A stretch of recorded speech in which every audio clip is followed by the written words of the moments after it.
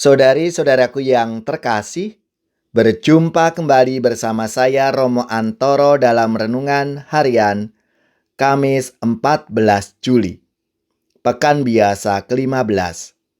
Semoga kita bersama keluarga, komunitas kita, selalu dalam keadaan baik, sehat, dan tetap bersemangat. Hari ini kita bersama-sama akan merenungkan Injil Suci menurut Matius bab 11 ayat 28 sampai 30. Marilah kita mengawali renungan kita dengan tanda kemenangan Kristus.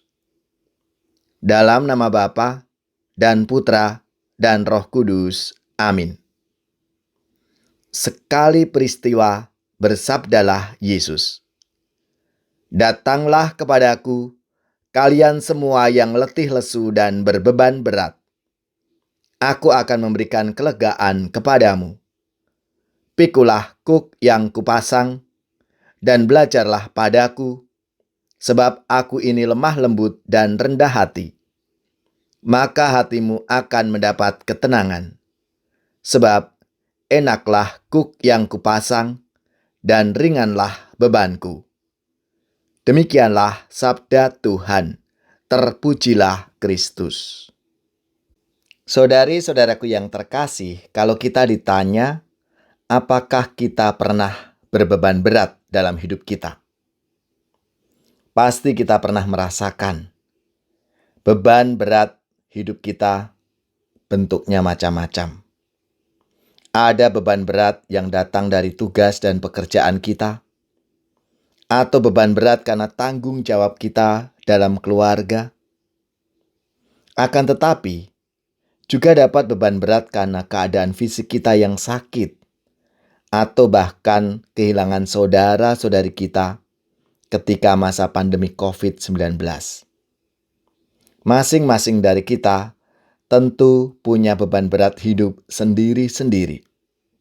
Beban berat itu bisa berupa utang uang yang belum terbayar, cicilan kredit yang setiap bulannya lumayan besar, tugas rapat dari pagi sampai malam yang hampir setiap hari, masalah keluarga, masalah anak yang susah diatur, dan lain sebagainya. Saudari-saudaraku yang terkasih, Tuhan Yesus pasti sangat memahami beban hidup kita. Maka hari ini Ia bersabda, "Datanglah kepadaku, kalian semua yang letih lesu dan berbeban berat." Membiasakan datang kepada Tuhan Yesus, baik saat kita suka maupun saat kita berduka, adalah kebiasaan baik yang perlu dibangun dalam hidup rohani kita. Datang kepada Yesus berarti kita berdoa kepadanya.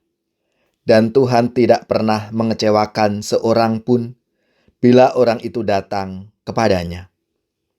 Tetapi, bukankah dalam pengalaman hidup doa kita, tidak semua isi doa kita itu dikabulkan? Apakah itu berarti Tuhan tidak konsekuen dengan sabdanya hari ini, bahwa yang datang kepadanya akan diberi kelegaan? Tuhan tentu saja sangat konsekuen dengan sabdanya. Bila doa kita terasa tak terjawab atau tak terkabulkan, kita mesti masuk dalam misteri kehendak ilahi yang barangkali punya cara dan waktu sendiri dalam membentuk dan menjadikan kita sesuai dengan rencananya dan bukan rencana kita. Bisa saja isi doa kita tidak sesuai dengan rencana Tuhan, sehingga Tuhan memberikan yang lain yang mungkin tidak kita harapkan. Hanya saja nanti dalam perjalanan waktu akan terbukti bahwa apa yang diberikan Tuhan selalu yang terbaik untuk kita. Saudari-saudaraku yang terkasih, kita hanya diminta percaya kepada Tuhan bahwa Tuhan itu sungguh baik dan sangat peduli dengan hidup kita. Kita hanya perlu berseru seperti nyanyian yang dikatakan Nabi Yesaya dalam bacaan pertama hari ini. "Kesukaan kami ialah menyambut namamu dan mengingat Engkau, Dengan segenap jiwa aku merindukan Dikau pada waktu malam, dan dengan sepenuh hati aku mencari Engkau pada waktu pagi. Tuhan Yesus, Engkaulah tumpuan harapan dan kerinduan hati kami.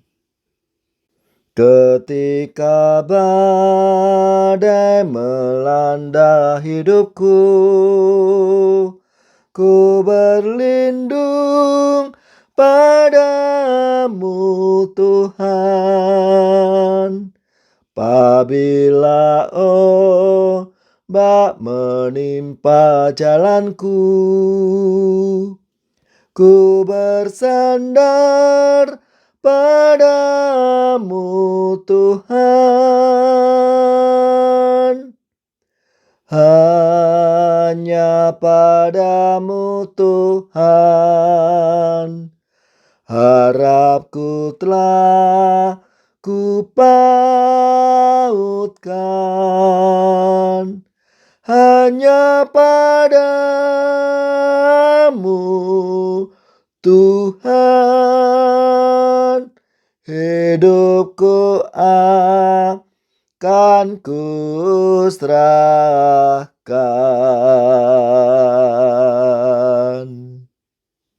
Semoga saudara-saudari sekalian, keluarga-keluarga dan komunitas kita, orang-orang yang kita doakan, mereka yang sakit, yang menderita, seluruh tugas, belajar, pekerjaan, usaha serta karya pelayanan kita dibimbing, dilindungi dan diberkati oleh Allah yang Maha Kuasa, Bapa dan Putra dan Roh Kudus. Amin.